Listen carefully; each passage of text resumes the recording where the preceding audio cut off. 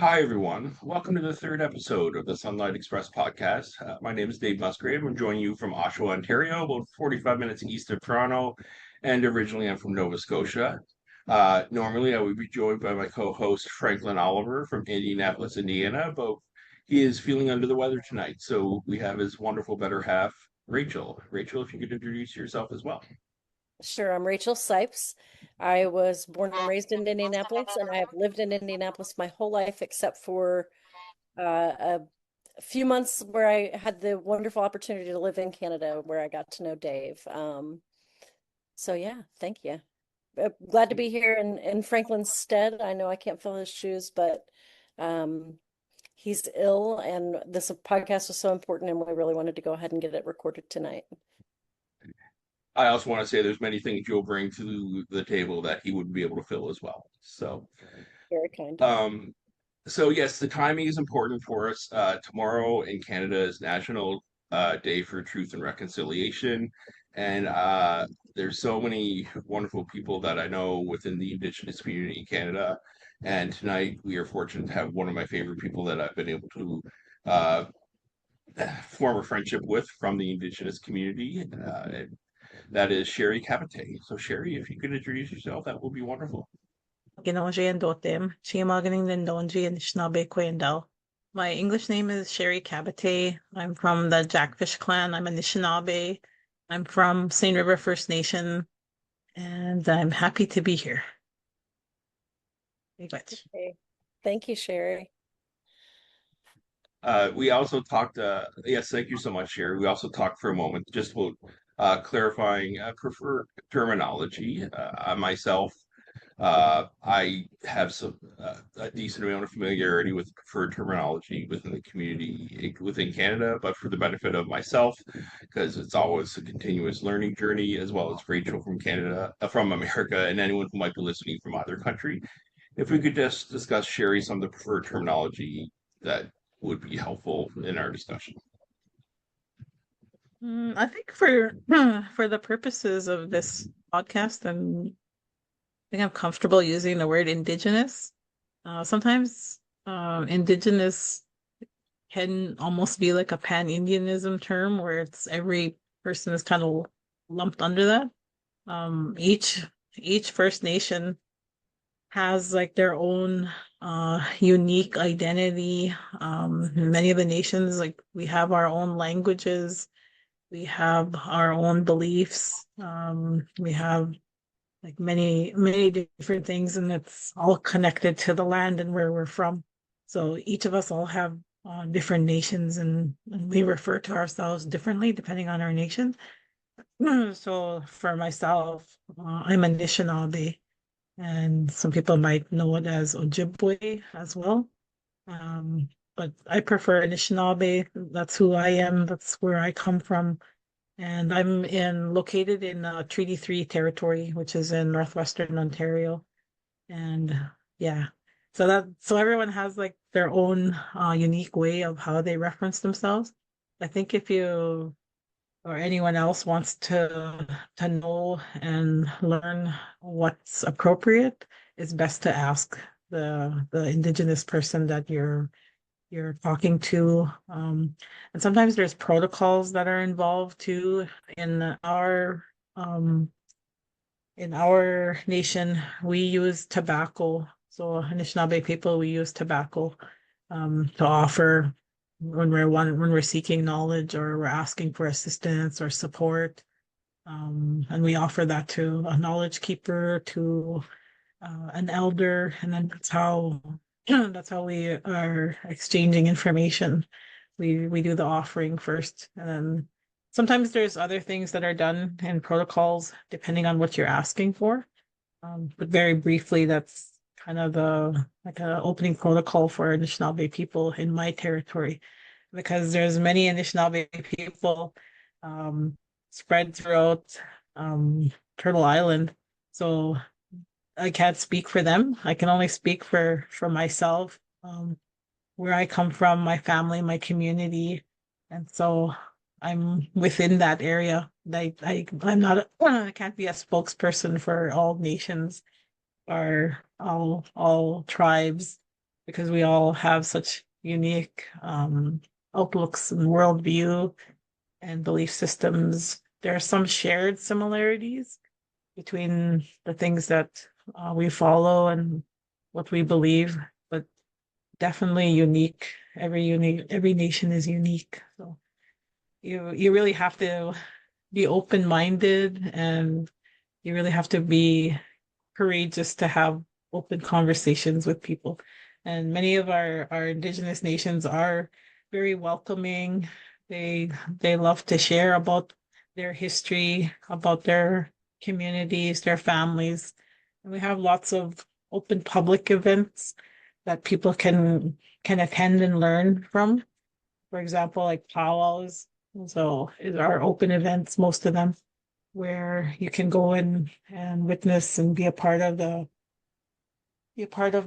celebrations that happen through powwows, and there's lots of learning, and it's pretty much like an open forum where people can come and learn and be a part of that. So there's many events that we have that are open, and just a willingness to share who we are. So I just encourage people to reach out, to ones that are near you, First Nation communities near you. In the urban centers, they have the friendship centers, and they have a lot of events there. They also help with public awareness and extend invitations for people who want to learn more. And then there's so many resources online now too that you can access. So it's really just, starting somewhere and then connecting with people. That's wonderful, Sherri. And as you say, the Indigenous community is not like a monolith where everyone's the same. There's so much depth within the community. At the same time, you referenced Turtle Island, and we were talking about differences between American and Canadian context, but for the Indigenous community, Turtle Island is the more broader concept in my understanding. If you could discuss that a little as well, please. Yeah, that's in reference to I guess our Anishinaabe creation story. And other nations may have different names, but for Anishinaabe people, it's in reference to our creation story. One of our creation stories, because there's many that we have. So we have, like I said, we have our own beliefs and we have our own knowledge. And with that, we also have the stories of our creation, how it is that we came to be and where it is that we came from. And there's many different kinds of creation stories, and they all piece together. And it's oral history that was passed on, oral tradition passed on through our ceremonies and through our practices, and that's how we keep that story of our origin. And so for us, it's in reference to one of our creation stories involving the turtle and how the turtle was able to help the people by offering himself to put the land on him. And that's where that story comes from. It's way more involved than that, but that's as brief as I'll be able to share. There's certain protocols around our knowledge that we carry as well.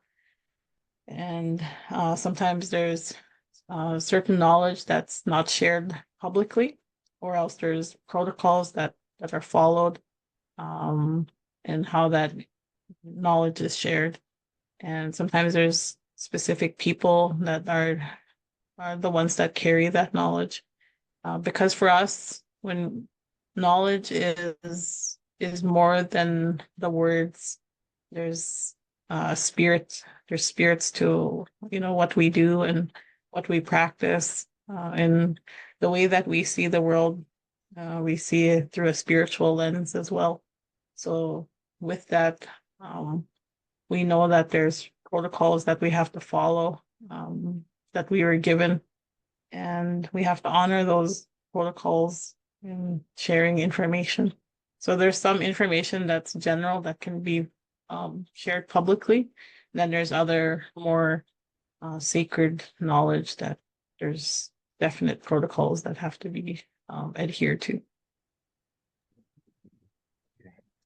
Thank Thank you. you so That's much. And really go helpful. ahead, Rachel. Yeah, go ahead. No, You're probably going to I ask the same just question. well, no, I am really curious about to being a keeper of the culture, right? Like someone who understands what is shared and what is not shared. And um, how are those, how would you say those roles are determined, right? Like if you are someone who has the, I guess, the status in the community or to be the person who knows the knowledge that you don't share, right? Like how do you get to be that person who has that distinction, I guess, or that place in the community?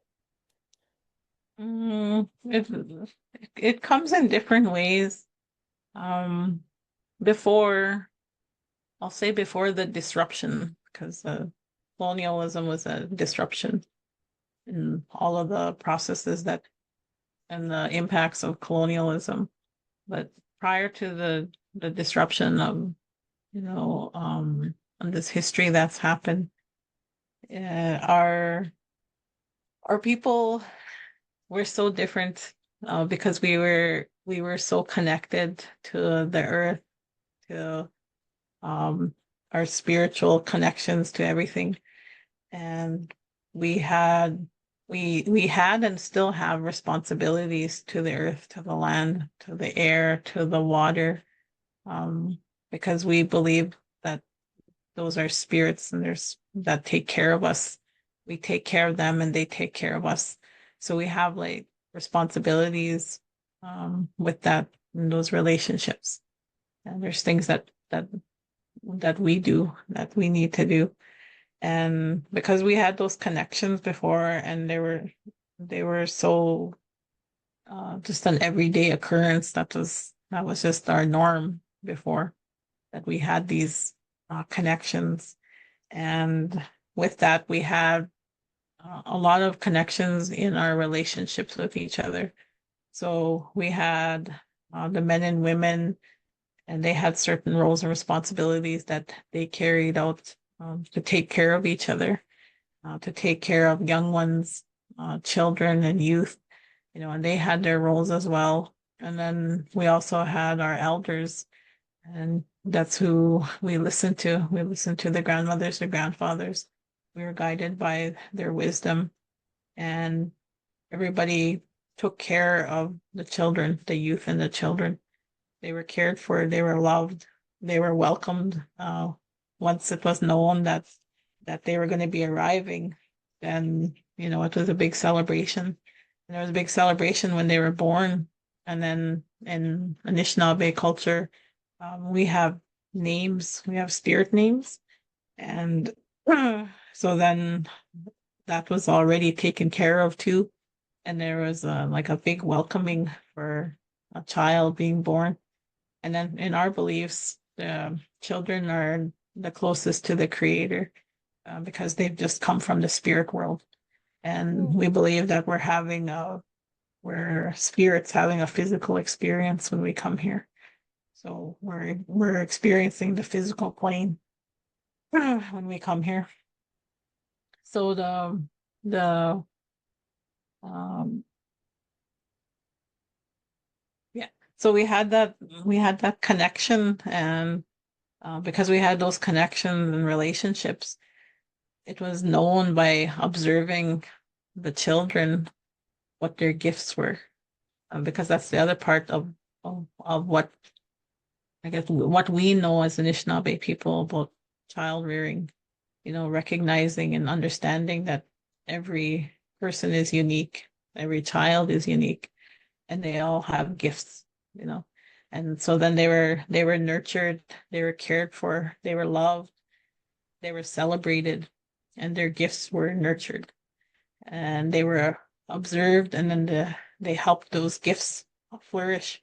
And so it was identified early on, you know, what they were what they were really good at, you know, what kind of connections they had, what their gifts were.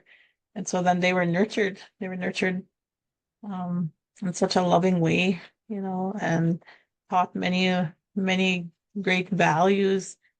And it all comes from our teachings, from that knowledge that we carry, and helping understand our role and our responsibilities to creation. So that's how it was. So that's that's how sometimes those ones were identified of who would carry the knowledge.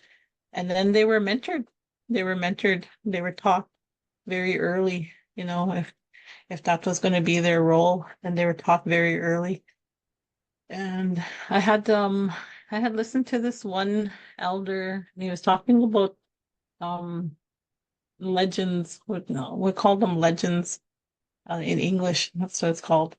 But he was talking about how he learned, and he was taught very young how to carry that knowledge, and he had to um memorize and listen and memorize and listen and memorize and understand the whole story. And he had to do it entirely in our language, in Anishinaabe. And then he had to keep doing that until he could repeat the whole story without any disruptions.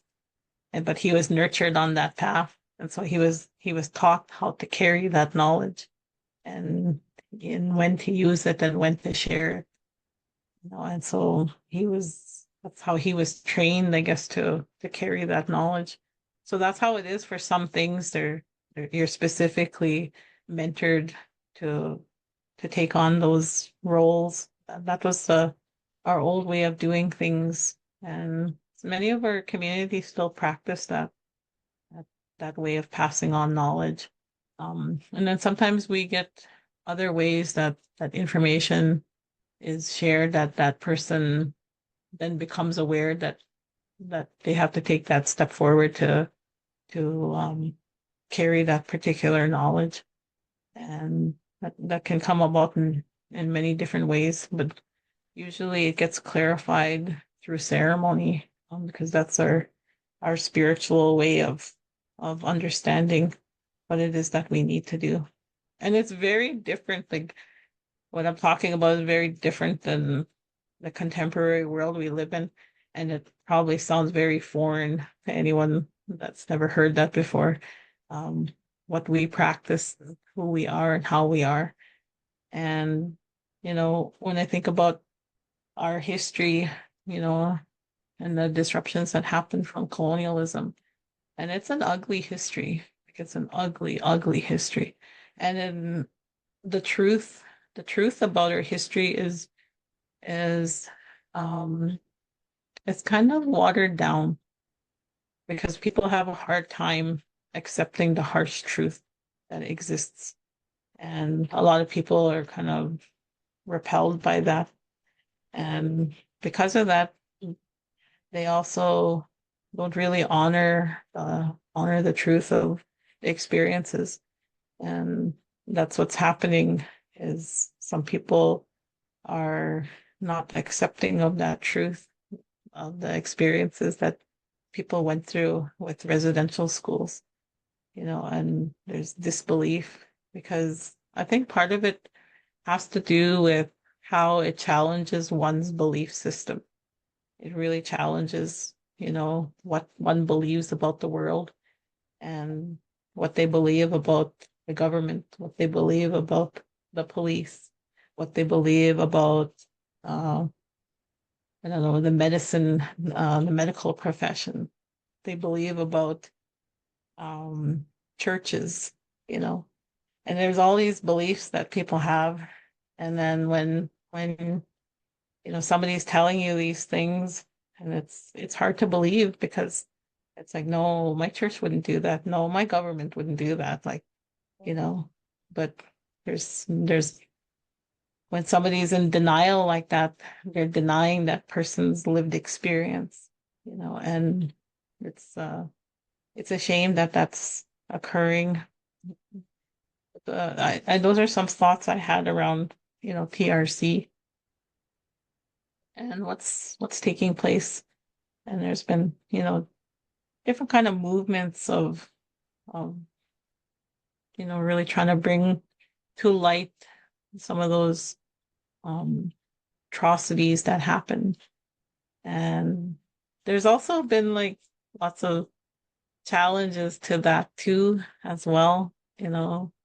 It's it's quite complex. It's quite complex, all of the different things that have occurred um, in our history. And only part of it is being shared because only part of it is able to be digested by Mm, others. It's challenging to digest that kind of information because, like I said, it challenges one's belief system. And, are you have to be open-minded to be able to hear, just hear, those stories, take in and also to validate and acknowledge, that that's someone's truth, that's what their experience was, that really happened to them, and um so I don't know, when I think of the things that are happening, sometimes when they talk about truth and reconciliation, people want to jump to the reconciliation without facing the truth, and really looking at the truth and owning that truth that that's there. And then when I think of reconciliation, I think about how can you have reconciliation if you don't talk about what you have to reconcile, you know? yeah. And then events are created, it creates an awareness, that's for sure. But I don't know how much of the awareness is around the truth and the truth that's been experienced, because we have people who are survivors that are still living now, that went through these horrific experiences through residential school. And one of the things I always remind people of when I talk about residential schools is that those were children. Those were children. Those weren't adults that happened to. That might be an adult sharing their experience of what they experienced as a child, but it was children that experienced it, not adults. And then when you think of all the things that we do, to protect children, and and you reflect and you think, wow, that happened to a child, and the closest I can think is to really apply what you hear to the ones around you, to your children, to your grandchildren, to children those ages, 3 years old, 4 years old, 5 years old. And you hear those stories of what happened to them. And then you really reflect and go, ask yourself, if that was my child and that happened to them, right? Because I think it's important to really try to understand. And I think when you can apply it that way, then you can start to see that that was not a good thing that happened. It was not good, you know, in any way, shape, or form of what happened to the children that went to those residential schools. And then I also think about like the parents, the grandparents, the families, and how they experienced such loss and grief because their children were taken from them. They were physically taken from them by police, by these, they called them Indian agents, and how they were identified and literally taken. And their parents were powerless to do anything about it. They were um they were either going to be they were threatened with fines, like, which in back in the day would have been like huge amounts of money that they didn't have. They were going to be fined, or they were going to be jailed. They were going to be put in jail for trying to protect their children and stop them from taking their children. And can you imagine that today someone can just come and take your child and there's absolutely nothing you could do about it because the government says it's okay, the police say it's okay, and they come and do that and know nothing about your child, but they have the right to take them anytime they want, and that was the experience for a lot of our people. that that they had their children taken from them. And like if you look and research, you'll see pictures out there where some of the families went and made camps outside of the residential schools because they wanted to be able to see their children Wow. because they couldn't talk to them. There's stories I've heard of where, you know, brothers and sisters were sent to the same residential school. They separated them. The boys went to one area, the girls went to one area. Those siblings were not allowed to talk to each other. They were not allowed to connect to each other. And if they did, they were punished. They were punished horribly. So there's all these different impacts that happened because of the things that went on in residential school. There was like really horrific things of, physical abuse. There were children that came out of there and they didn't have limbs. They didn't have limbs. They were missing limbs from what happened to them, you know. And there was so much things that were done physically. There was experimentation that was done on them, experimentation with medicine. They weren't told what they were being given. They were just given this stuff. So there was like medical experimentation that happened. Nutrition. They were deprived of nutrition and studied to see what the effects were going to be. They were deliberately had malnutrition. There's stories of them being shocked. They used what do you call those chairs? Electrocution chairs. They were practicing things like that on these children. Right. And then there was just so much horrific, violent, physical abuse that happened to them.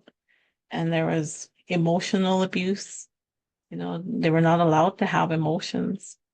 They were punished for having emotions, for crying, and you think about these small, tiny children that needed comfort and love and support and what they were met with, and it's really sad. Like it's really, really sad that any child had to experience that, never mind the numbers that experienced that because it affected us generationally. Many generations went and had these kinds of experience as children. And then they were also mentally abused. They had experience about names that they were called. And they were called horrific names all of the time, and there was just so much things that happened to them. Their hair was cut, they had long hair. And then there's spiritual reasons why we keep our hair long, and that was an attack on that. Then there was like the spiritual abuse because we weren't allowed to be who we were. As children weren't allowed to be who they were. They weren't allowed to practice their traditional ways, their ceremonies, their connection to who they were. They weren't allowed. They weren't allowed that. Instead, they were, you know, being threatened and punished and had to. They were basically trying to indoctrinate them, into Catholicism, to Christianity, and they were forcibly, forcibly, um, in these situations where they were forced to pray, where they were forced to be on their knees, forced to do these spiritual practices that were not theirs, and so disconnected from our own knowledge and our own practices, and then they were also like sexually abused, and they were sexually abused by the priests, by the nuns, by the other ones that were helpers there, and they experienced this. And then some of those children then became perpetrators of that kind of sexual violence as well, because they were taught that that wasn't something that was a part of who we were, and it caused a lot of harm and trauma to many of the survivors, and these are things that I can share about what happened. And then this is just from listening to stories or my own research, and hearing when survivors share. And I still don't think it's even at the entire level of being and hearing the stories that the horrific things each child endured, and there's just so much violence that was um put on children, and and I and some of those children didn't make it home. Some children, they tried to escape from those places, and they tried to go home, and sometimes the places where children were sent were very far from where they were from their community, and these children um, would try to go home because of what they were experiencing. And some of the children didn't make it, and some children didn't make it out of those schools. They were murdered there. And like when it comes to that sexual abuse too, some of those children, because they were children, were impregnated, and then they were forced to have these babies, and then horrific things were done to those babies. There's stories of those babies being put in incinerators, you know, alive, and putting them in incinerators. And there's just like these horrific things of these babies being murdered and being buried. Some of them were buried, and like that's crazy to me. And I don't know how anyone can hear those kinds of stories and think that any of that was okay, because it's not. Like, that is not at all. Yeah. And and I think that's why I say these TRC events sometimes they skip over the truth. People Mm. are willing to they want to do acts of reconciliation without talking about what you have to reconcile, you know. And then those are like the things I'm talking about, like those are factual things that was the experience of some of these survivors, and they had this process of apology. There was this apology made by Stephen Harper, who was prime minister at the time. And I don't remember what year that was, that he gave that apology. And it was this scripted apology. To me, it was a really empty, meaningless act that was more for the benefit of uh, people that want to gloss over things than an actual sincere apology, sincere, genuine apology. Saying I'm sorry. Because when you say I'm sorry, you have to really acknowledge, what are you sorry for? Yeah. Right? And it's more than just saying I'm sorry. You need to be able to say, what are you sorry for? you Yeah. know, and then that's how you own and become accountable to what you're sorry for. And if you can't say that, then you're not very sorry, you know. Yeah. Oh, okay. Thanks, Dave. Yeah, it was 2008 that apology happened. And I remember I was in Winnipeg, and I had pulled over, and I wanted to listen to it because it was on the radio. It was being broadcast all over on TV, on radio, and this apology. And then as I was listening to this apology, there was these Indigenous men that were outside of this dumpster, and they were digging through the dumpster and getting things out of there. And I thought about that, what I was seeing before me, and I was thinking about this politician saying this apology, and the juxtaposition of that, right? The reality of these Indigenous people and the harshness of their life. And it all goes back to all of it goes back to those acts that happen, within either to them or within their family that affected their family, the generations. And it all goes back to those acts that were happened to the children and how that played out through that individual's life. And then it had like a such a pervasive effect, and I don't think it's really understood, how pervasive it was, because you think about a child experiencing all of that, and then they grow up, right? They grow up and they're carrying all of this pain, all of this trauma, all this hurt, all this shame, none of which is theirs, but it was put on them, right? And then they have to carry all of this, the weight of all of this. And yeah, I think they did struggle, definitely, without a doubt, and understandably. So for some people, they found ways of coping,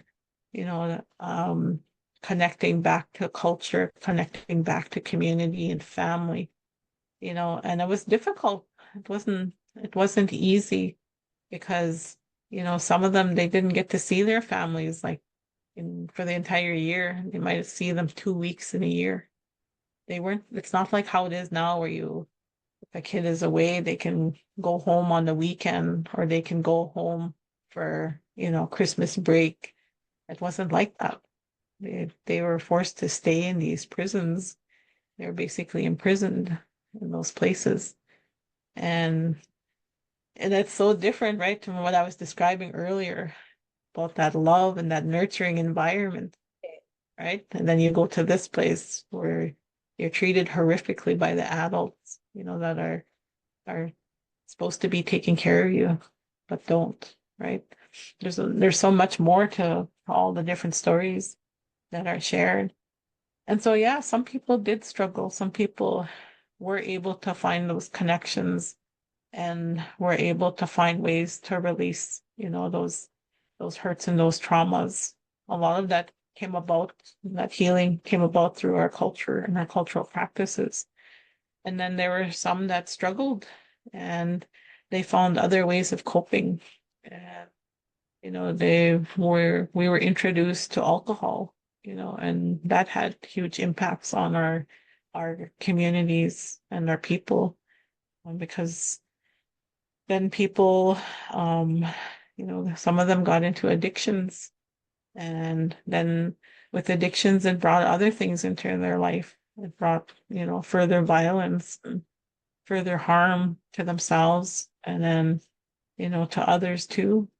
And so it brought all this other stuff into our families and communities that wasn't there before, and like generations of hurt people, that, and it was like it was continuously happening because we had those residential schools in place, and the robbing of children happening time and time again, right? And you think about the grief that the parents carried, because I think when you lose a child, it's like losing a part of yourself, and you think about the people, left in those situations and how hurt they must have been to lose their children and not be able to do anything about it, and so that's just so sad in terms of that.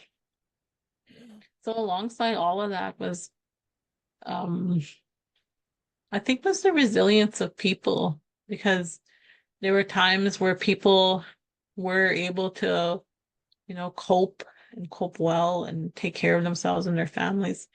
And in our ways, in our practices, we still maintain that connection to our families. We still were rooted in our families. We still loved our families. We still wanted to connect and care for our families.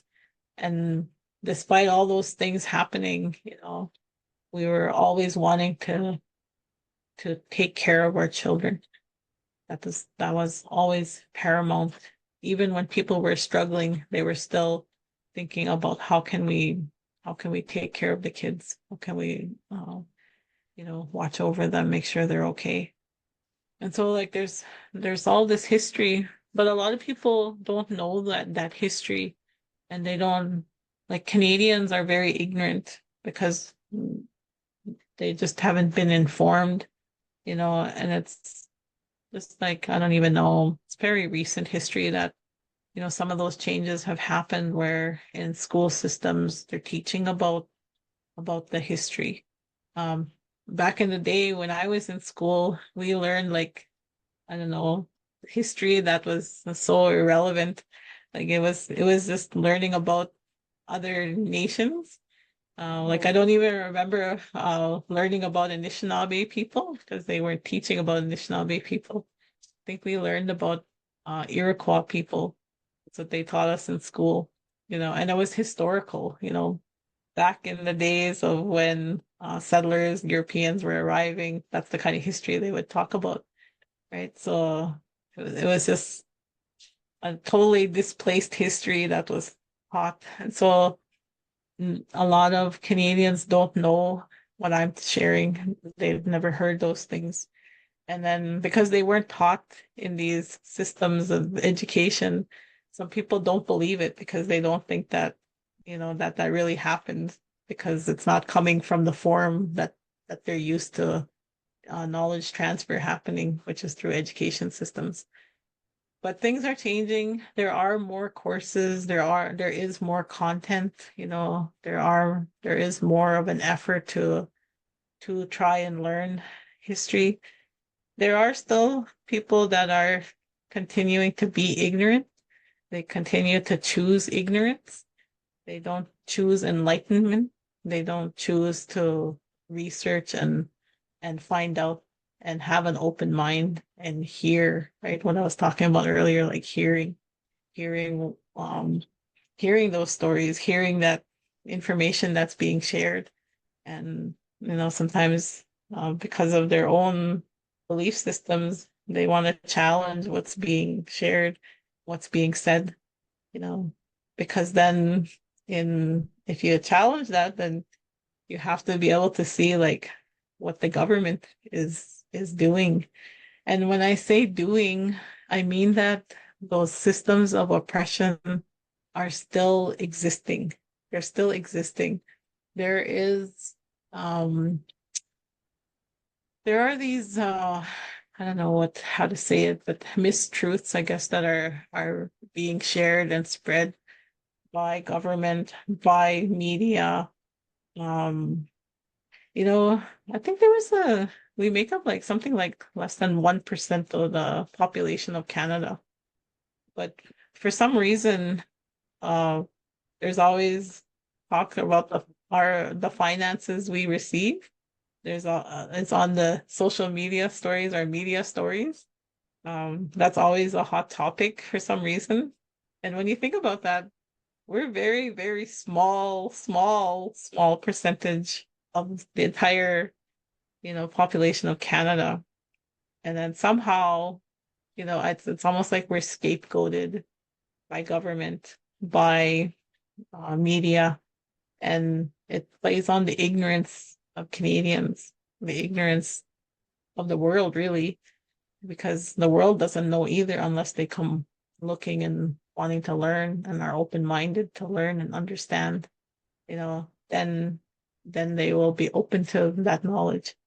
But, a lot of people are not open to that knowledge because it's not coming in the form that they're used to information coming to them. And so there's this misinformation that's spread. And I think too, like, just people that sit in these government positions, they're ignorant too because they don't go teach themselves. They don't learn. Not all of them. They don't come to us and learn from us and learn from our perspective of history and learn from what we have to share. And then I think, like, there are some people that make an effort, but there are many that don't, and because of that, it challenges things you don't want to face about yourself, about your history, about your own family's history. Because then if you start looking, you're gonna start seeing, oh, where were my relatives in all of this? And you start looking back generationally, where were they? Where did they sit with this? And how it is that you came to believe what you believe. And there's just not enough open-mindedness to be able to digest our history from our perspective, and I do see a lot more I do see a lot more people trying though than they did before.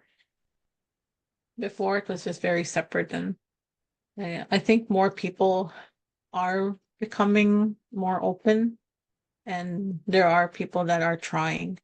They're trying to figure out, how can I be an ally? How can I be of support? What are the things that I can do, to change things? And I think those are good efforts when people are willing to step into those spaces and, willing to have those challenging conversations with people. Um, because then you encounter the ignorance, and, you have to really be able to know what you're talking about to be able to educate somebody else, and challenge the ignorance that they have. That's where I think allies can be really helpful, in helping create that dialogue. And so that it's not it's not the way that we're portrayed in media, and the way that there's this misperception, these illusions that are created about us and who we are.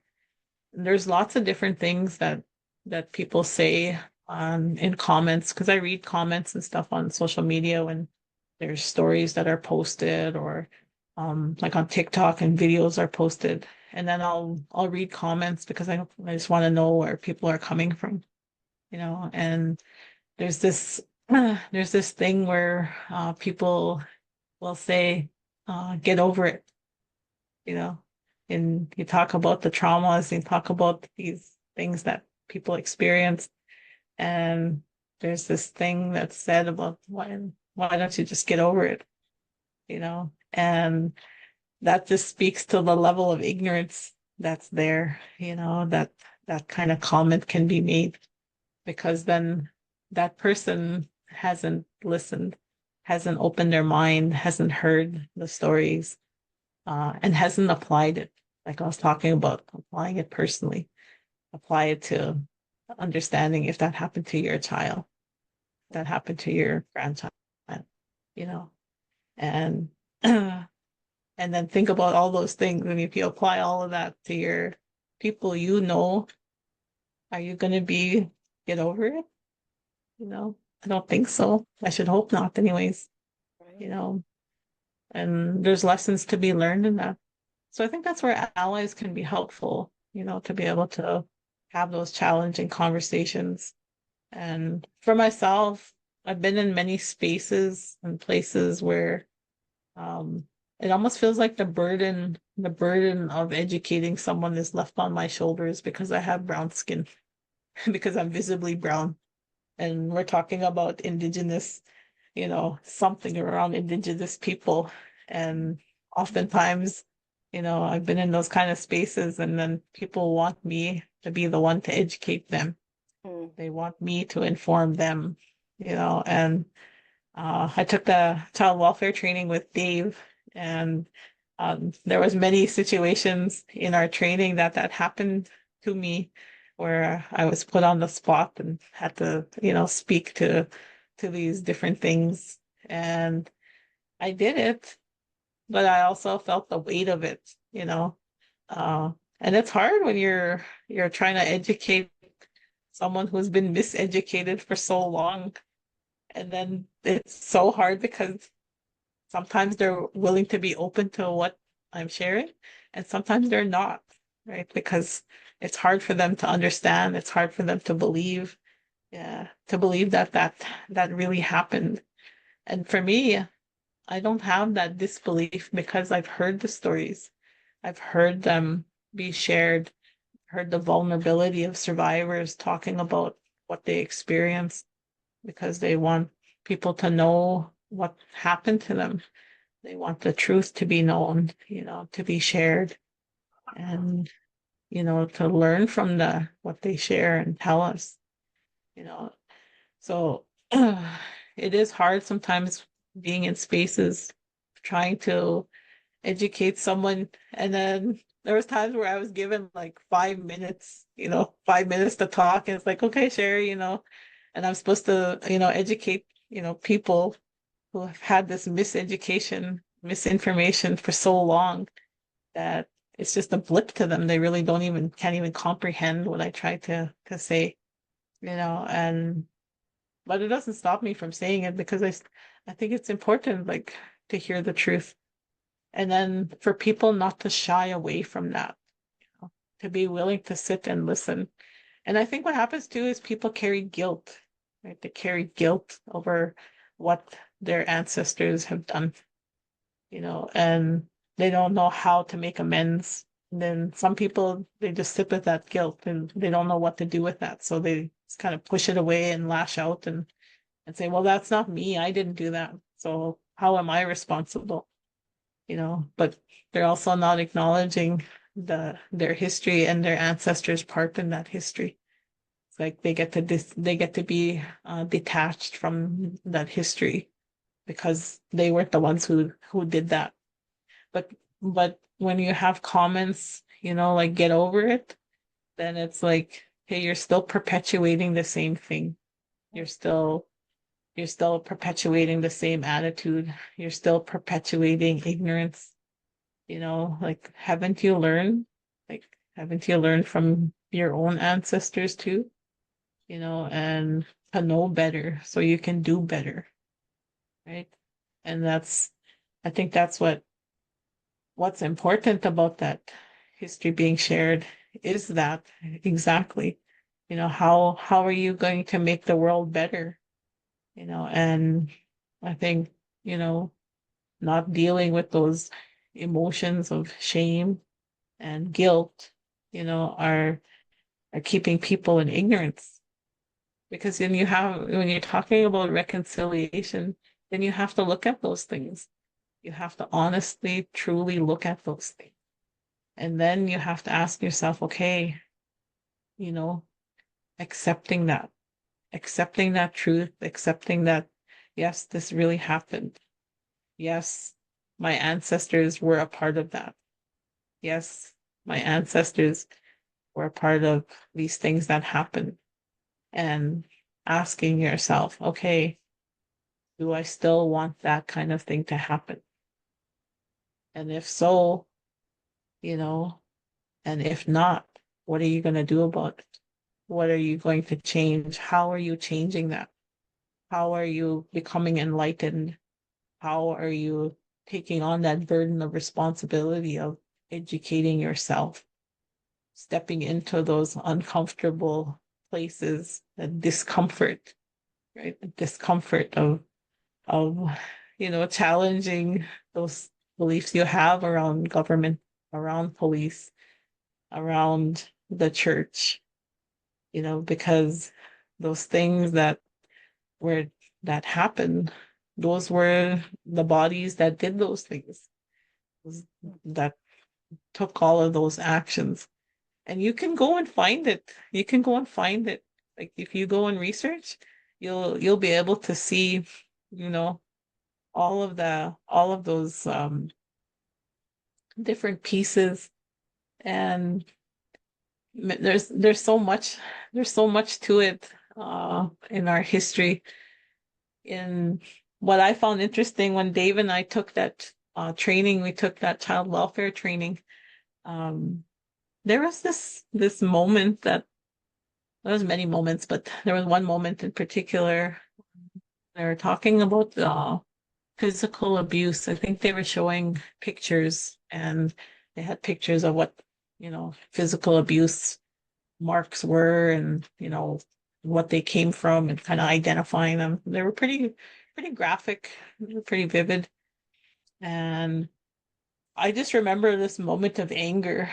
Um, and I felt angry towards child welfare because we were being taught about child welfare, how protect children, keep them safe. And there was this long history of child welfare. And the moment of anger that I had was, thinking about residential school and all the horrific things that I knew that happened to ones that were sent there. And and then I was thinking, okay, you're showing all of this stuff. All of this stuff happened to children, in my community. All of these indicators of physical abuse, sexual abuse, emotional abuse, the spiritual abuse. All of these things happened, right? And and then I was like, where was child welfare? Where was child welfare? Where were they to protect these children for undergoing all of this? Because, they weren't there. They weren't there. They weren't there protecting the children. They they weren't there to step in and keep them safe. They weren't removing them from places that were harming them, you know. And I said that, like I said that pretty openly. I was pretty vocal about, my thoughts on those different things. And then I think it's important because you have to challenge things. You do, because if you don't challenge them, they stay the same and they keep perpetuating the same things. And when something is not right and it's causing harm, then you have to challenge it. You do have to say something, and you have to be able to speak that truth. And that was one of the things that came out in that training that I was a part of, because they were asking for, our opinions. They wanted us to know, what they were teaching us and what we thought of content and stuff. So I let them know, I thought it was important that they know those things. So there's all these different pieces that happened, and there's this history. That's why I was saying you can go find it. Like you can go research. It is there. Hmm. It When sounds they like you're just expected to do so much emotional labor to lay this out, to do the educating for in a lot of different arenas in your life, right? Like that's a role that unfortunately you've been burdened with, right? Is to do the emotional labor of working this out, trying to get people to catch up to, like, yes, this is true, yes, this information is available to you, and then also try and encourage people to move from the guilt over receiving this information to turning that into a sense of responsibility, right? Like, because that's ultimately what is the goal, but that's so many different layers of complexity for you as an Indigenous person to have to carry each part of this, right? So I just want to acknowledge that and thank you certainly for being here and talking about all this again. But yeah, it just seems like that's a continual part of your process, is just to educate people and bring them up to speed, to a certain extent. So, whew, it's got to be very exhausting, Sherri. I want to just acknowledge that. Yeah, it is. Like sometimes it definitely is. And I appreciate the people who are open-minded, and I'm open-minded enough to hear, to be able to accept what they hear, and then, you know, to challenge others, to educate others. Like I so appreciate people like that are able to do that, because it gives me hope, it gives me hope that, okay, change is possible, that things can change.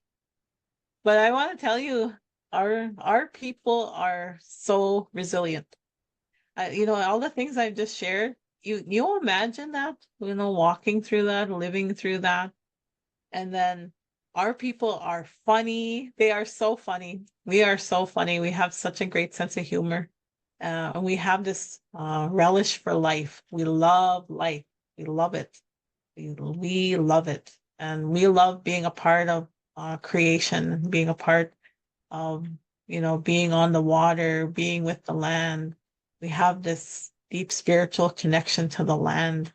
And we know that we have responsibilities to care for the land. We know that we need to take care of our water because water is life. That's literally our source of life, and we know that when we deplete it, when we pollute it, it affects us. We have that knowledge. We've known that forever, you know, but it's like, others don't know that. They don't recognize that yet. They don't realize that yet. And they're not going to realize, until it's, hitting them and affecting them.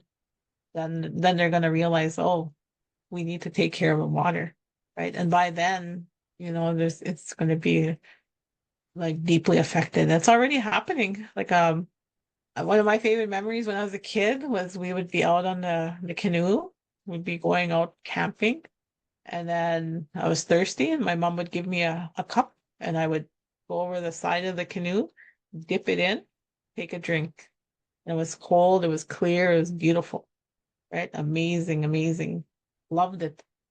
Can't even do that now, right? Can't even do that now because you don't even know the state of the water that's in the lakes and the rivers because it's all getting affected by the pollution and the things that we're doing, causing harm. We're literally harming ourselves, but we don't recognize that.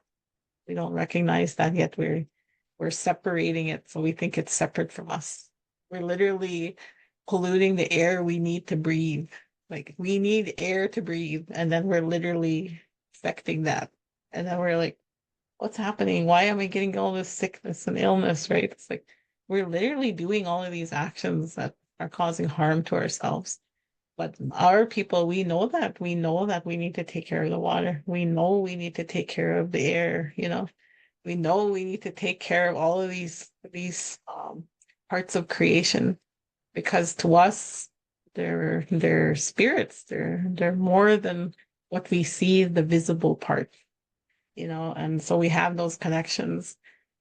And yeah, so we have those deep connections and deep connections to the land, and there's just so much beauty in our culture, our way of looking at the world, our way of connecting to the world, connecting to each other, and the values that we have. There is such beauty and such incredible, immense knowledge that we carry, and it's found in our languages. It's found in our cultural practices. It's found in our ceremonies. And it is who we are. And I do believe that at some point in the future that, other nations are going to be coming to us because they're going to need that knowledge. They're going to realize that we are connected and that we do need each other and we do need to take care of the earth and creation, And so I think like there will be people who will be coming to us to seek that knowledge that we carry because we've always carried it. We know and have that responsibility and we pass it on, we pass it on. We share to the younger generations. We teach them so they know and then they'll pass it on. And that's what we do.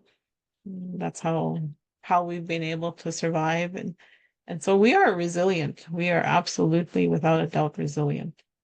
There are some that are struggling. Yeah, there are people that are struggling. And then when you think about the history and the things that I've told you, then it's like, yeah, understandably, there are some people that are struggling, Is there a way out of that for them? Yeah, there is.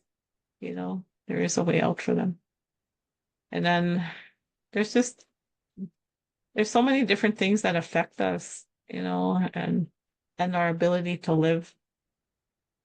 And I just think, wow, imagine we were able to live the way we wanted to, you know. There's so much things like I could talk about that because there's just so much like in our history. And then we have treaties. We have treaties that were signed.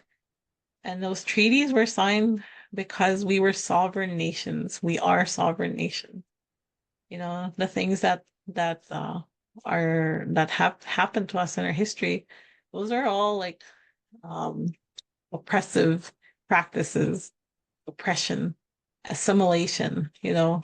We were expected to assimilate. Actually, they didn't expect us to live. We weren't really supposed to live. You know, we weren't supposed to survive these different things. We're still here, but we're still surviving and we're still thriving, you know. We actually weren't intended to. And there's still things that happen if you look at government policies. There are still things that are done that are meant to oppress us, you know. And there's like economics is used now as a tool of oppression. You know, it on face value looks like you're supporting the communities and their development and growth.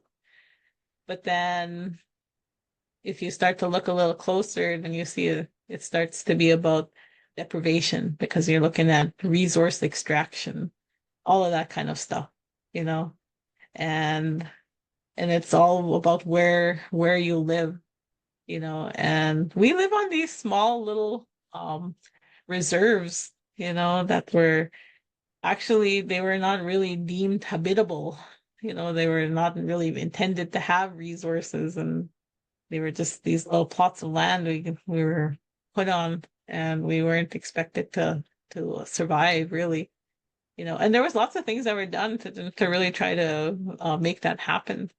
You know, they created these they had Indian agents, and they were government officials that determined who could leave the confines of the reserve, and they had a pass system, and they had to sign in order to be able to leave that area, and they had to carry this pass, you know, otherwise then they were breaking the law. There was things like we weren't allowed to gather more than two Indigenous people weren't allowed to gather because they were afraid if we gathered, we started talking, you know, what was going to happen. And then there were so many attacks on our spiritual practices, our ceremonies. There's stories of Indian agents of RCMP, which is the Royal Mounted Canadian Police. They were coming into communities and literally destroying like ceremonial lodges, ceremonial items like drums and pipes and what we use to practice our traditions and connections and spiritual practices, you know. And there's stories of that, of actually, you know, even to that point of actually destroying our items, you know, our ceremonial items. So like, these are things that were just like horrific. And I can't even, it's hard for me sometimes to try to explain to others that so that they can grasp and comprehend that.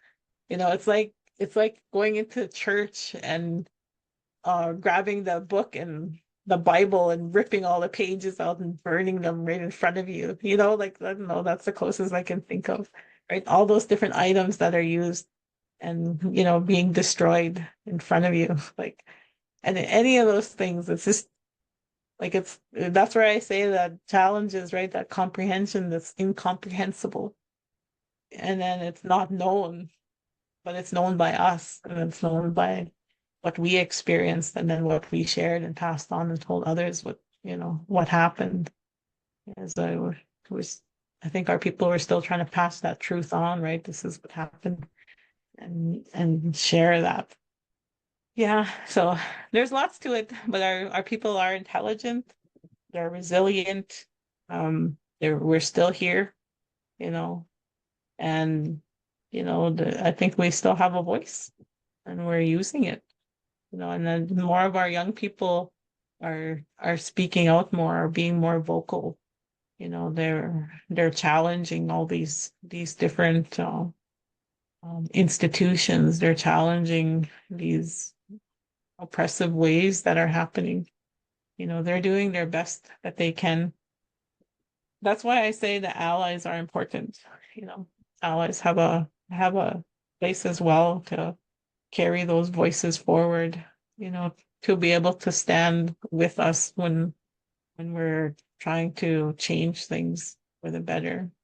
And that's where allies could really help in being able to help those voices go forward, not to speak on our behalf, to speak with us, support us in what we're doing and the efforts that we have. I think presence makes a difference too, joining those walks, taking part in those education seminars, taking some action of wanting to change things. Sometimes that visible action is important to show that and demonstrate that. And then also like just to be able to recognize that allowing others, Indigenous voices to be heard, and not overshadowing those, or in that effort to want to take part to take over, right? So important of recognizing the boundaries and respecting our people and what they have to share, and allowing that space to happen, and to do that, then you do have to sit back and you do have to, take part, but also allow the stage to be, the Indigenous voices that are being shared at that time. Yeah. Those are some thoughts anyways I wanted to share. Sherri, I want to say what an honor it is to have you share this space with us tonight. Um, uh, I'd like to reference the training where we met, but I would like to say I recognize that there is also replicating the process of bringing it to you to educate the community and ourselves. So it's that, but it's also so important to provide that opportunity. But as you say, share the space rather than showing off that I know Sherri, if that makes sense, right? What I do remember from the training, and I would like to acknowledge that, a simple LinkedIn search on me will reveal that I've spent my career in child welfare, and the history of the child welfare system in Canada is intertwined and just as much part of the residential school system as any other system. And I do know with some of the things that were occurring during that training where those were difficult spaces for you to occupy. I do feel, but the project we were involved with was being the pilot project for the new child welfare training that was happening in Ontario. And I feel I can say without hesitation that the efforts you made at interrupting and disrupting changed that process and the experience people have had within Ontario with what was rolled out and what continues to be rolled out. So, what I do remember is talking to you about some of the things that were occurring and making a comment myself of, I believe it may have been well intentioned. And you said we could say that about a lot of things. So, I want to acknowledge that. Um, there's two things I want to say, I guess. One is that a lot of the things that you spoke about tonight might be seen as unintended consequences of well-intentioned actions, and that is very untrue. These efforts that were made in Canada towards residential schools were intentional. You mentioned how you can research this, and rather than expecting Sherri to provide a history lesson, I would say anyone can research the impact of Duncan Campbell Scott on the Indigenous community in Canada and the efforts he made in setting up the residential school system and the Indian Act. And I would also like to say you've spoken a lot about allies and the importance of allies. And, I do strive to be an ally. I would never identify myself as one because I don't think that's my place. But one thing I would say in my experience is the most powerful aha moments I've had is when I recognize that in the past, listening to much of what you said tonight, it would be so easy for me to sit here and invalidate saying that can't be true. There's no way. There's no way this is true, and to recognize that that process is happening for you and don't try to stifle it, try to sit with it and recognize why it's happening. So Thank you. I appreciate that. When we were talking about child welfare, I was talking about how just the way that it was not a part of, intervening in what was happening in residential schools. But that what was, I don't know if it was irony, but when we had that child welfare training, um, I did have another moment of anger when I thought about child welfare did get involved in our Indigenous communities, but they got involved after the trauma was created, after, parents were struggling, after all of that stuff that was, this history that they inherited and this pain and this trauma, and then the way in which they coped. And then all of a sudden, child welfare was concerned about the children, and they started to become involved in saying, oh, you're not keeping your children safe, you're not, protecting your children, and then they became involved, which to me was kind of ironic because they weren't there at the time when all these things were being formed, and the trauma that those ones endured. And so there's like the efforts of child welfare, you know, just totally bypassed that history. It totally bypassed how it is that came to be for that parent to be struggling. It totally bypassed that that history that person lived through and experienced and the impacts of it. And it didn't come from a place of, what can we do to help you parent with your struggle that you're having?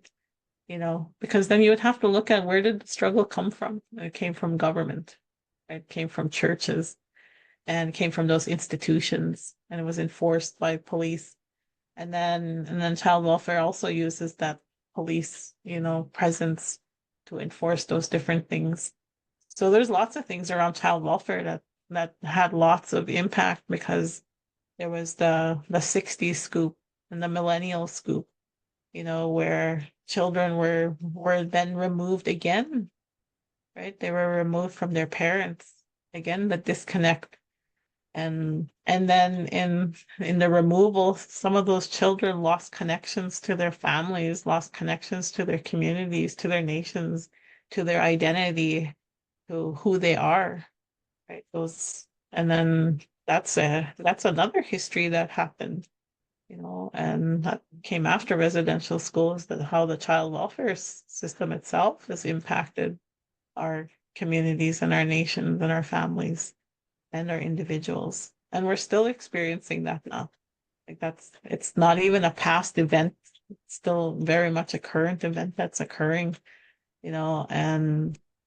and then when you look back and you see that you can trace it back to residential school. You can trace it back, through the family generations, what's happened. And you will trace it back to those traumatic things that those children experienced, and you can see it. So I don't know, we're still a ways away from being able to address those issues in a way that is more healing, and a more healing perspective of the family, of the individuals and the families that were affected. But I just wanted to add that piece too in regards to the child welfare system and its impacts that it's had, because it's had many negative impacts on our people as well. And I honestly have to say, like, we could just have you join us again, again, and again, just to talk so much of this stuff because you're just such a joy to speak with. Not the topic, but just your presence and how you share yourself in discussing some very difficult subject matter.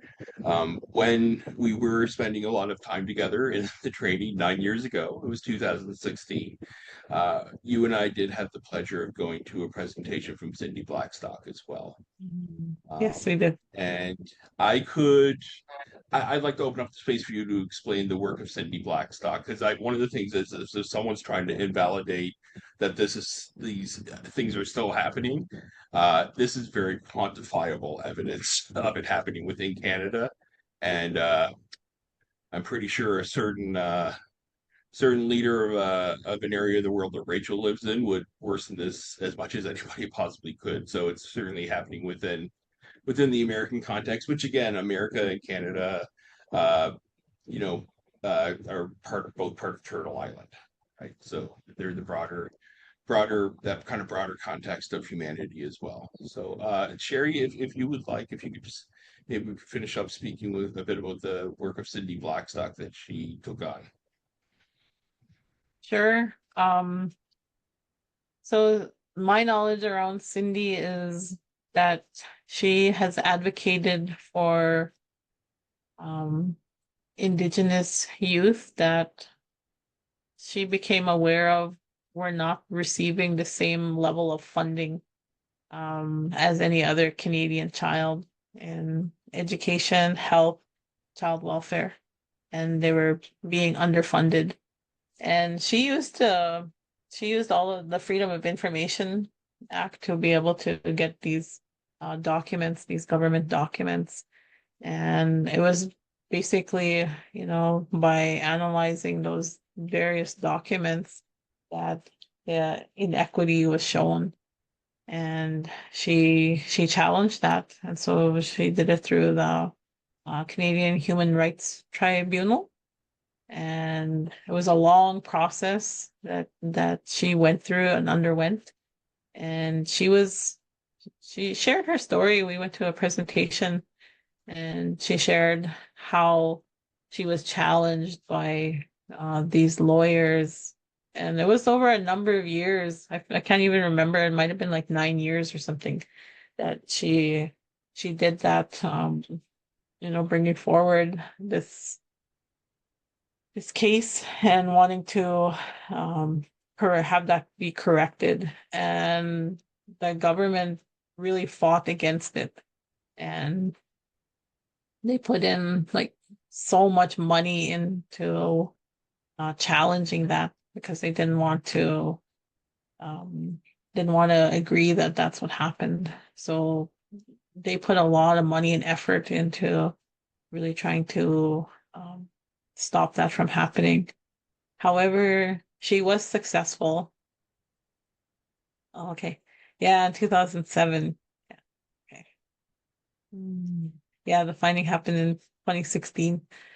Yeah, so she put a lot of work into it and she was successful. She involved the children too. She wanted them to know, what that this was she was speaking on their behalf, but she also wanted their voices there. And she invited them to come and listen and take part, because she wanted to ensure their voices were heard. Um, yeah, so she's a really great advocate, and she was successful. And it took so much effort because at every turn, like Canada challenged things and did not want to pay and rectify the situation. They did not want to rectify and provide that equitable funding, and it's just ironic, right? That there was all these talks of reconciliation and acts of reconciliation and days of reconciliation. And then you have a government spending all of this money saying, no, we don't actually want to rectify that. Like, we want to fight you on that, right? And like, and then most people in the Canadian public don't even know that. Like, they don't even know how hard the government fought against that, right? And it's just a reflection still of that colonial thinking. Those oppressive tactics are still there. Um, yeah, that's all I can say about that. But good for her, and she really helped our Awesome. people, and yeah, she did What a what lot for the kids. what I can add to it as well, just because so I was very fortunate to have her as a presenter for one class through my master's of social work at U of T. She was doing her PhD there at the time, so she came in for a class and presented in an hour on the Indigenous history of child welfare in Canada.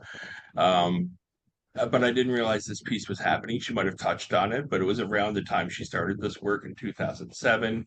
As we say, Stephen Harper, a year later, as he was fighting this, did do the apology for the residential school system uh, during a period of time when his government also hacked Cindy Blackstock's Facebook to try to find information on her.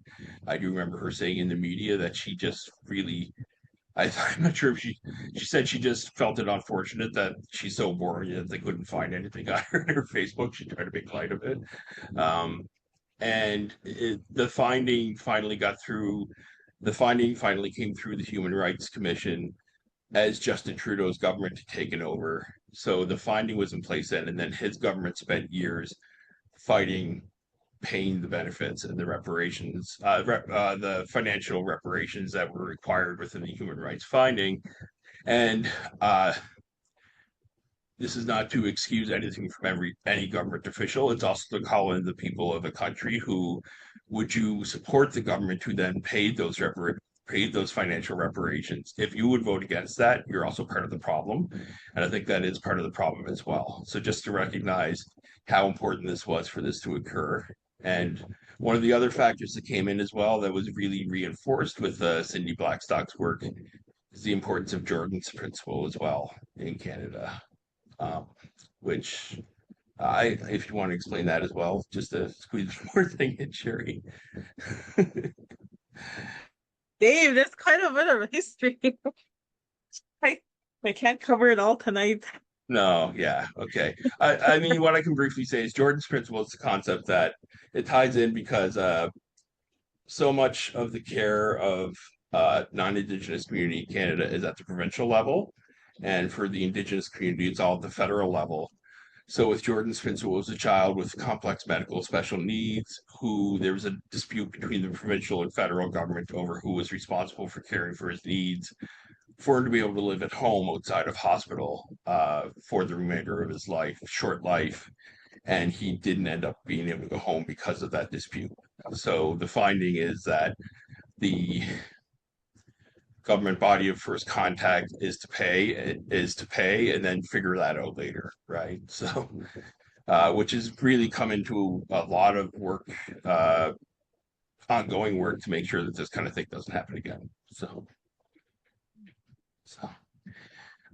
Sherri, I just want to say what a pleasure it is to know you and to have had you join us tonight. And um, efforts towards truth and reconciliation, there can never be enough. And it's really on the surface level that we're scratching in Canada and Turtle Island. And by speaking with uh, someone such as yourself and hearing your lived experience, we're really able to get a better idea of how to move in the right direction and devolve rather than evolve to a state where we should have been in terms of the Indigenous community having everything, having their sovereignty as they always should have. And Rachel, I want to thank you for co-hosting with me as well. Any final comments from either of you? I just want to say, as someone who I'm not Canadian, I've had that much experience in Canada. This has been an incredibly enlightening conversation for me because the United States is not interested in even talking about reconciliation, much less making like moves toward it, right? And hearing now, though, that there must be like a real disconnect between the efforts in name to move toward truth and reconciliation, when in a lot of ways it seems like in policy it's more of a brief acknowledgement and moving on, right? And so I'm as a non-Canadian, I'm like grappling with that, the what is the actual reality versus what is represented. Um, and almost glad that that reconciliation isn't something that we're talking about here, because that whole facing the truth thing just hasn't happened even remotely, right? Um, so this has just been really fascinating, really educational for me. Thank you for all the emotional labor involved in this conversation.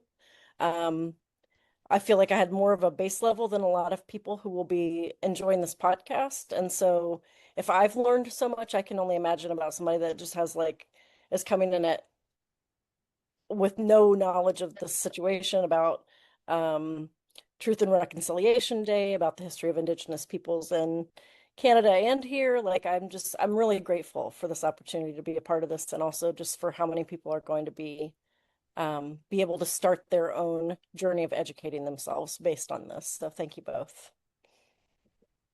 And I think it's safe to say that the truth is there to be found within the American context as well. Oh, yeah, So, yeah. Fingers crossed we'll get there someday, right? Like, so, so Sherri, if you have any final comments, I'd like to hand it over to you as I say miigwech for joining us tonight as well. Okay.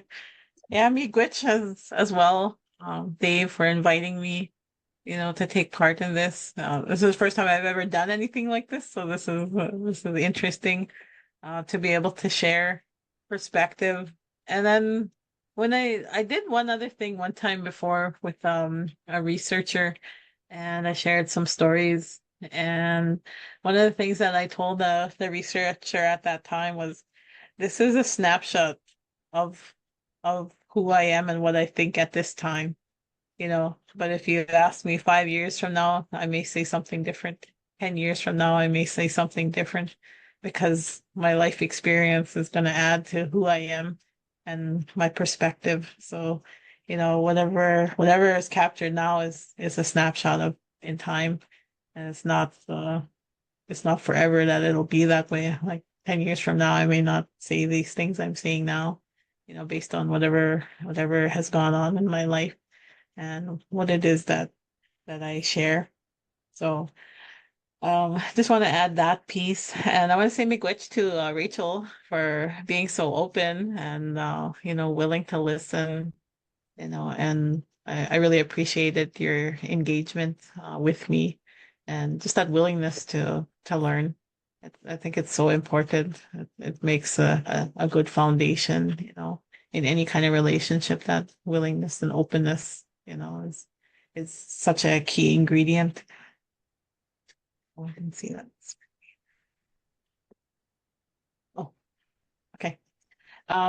Yeah, and I just want to say, miigwech for allowing me to share my voice and my perspective. There's so much more like that I can talk about, and there's so much depth. Like there was so much things I didn't even cover, in terms of that history and its impacts on us. Um, I didn't even go into very much of all those different pieces. I just kind of blipped through some things and kind of focused more on the residential school experience and its impacts. But there's so much more that is part of the story as well. And I'm just one perspective. And, and I just always want to make sure that, people don't mistake our resilience as we're fine with what happened in our history, because we're not. And I think when we share our our perspective more from our experience, then I think people can start to know things that they didn't know before, and that's all my hope is, like, to know more so you can, do more and be better in the future, and take action that's, to help make the world a better place that we should all carry forward. So, big witch. Miigwech, so glad to know you.